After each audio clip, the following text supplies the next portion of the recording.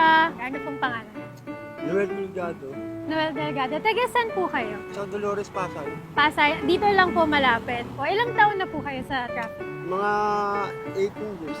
18 years. Parang debut nyo na kuya yung pag-traffic enforcer nyo. Sa 18 years nyo po, ano po yung hirap sa pagiging traffic enforcer? Bilag ka sa init. Ano ba sa po? uso.